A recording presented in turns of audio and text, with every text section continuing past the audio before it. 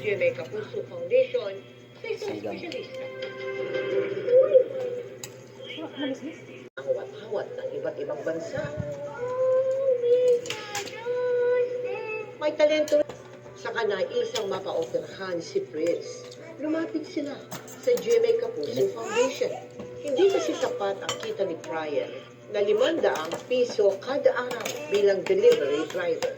Kasabay ng pagdiriwang ng World Autism Awareness Day noong April 2. Developmental nung baby pa siya, sa inborn yan talaga, no?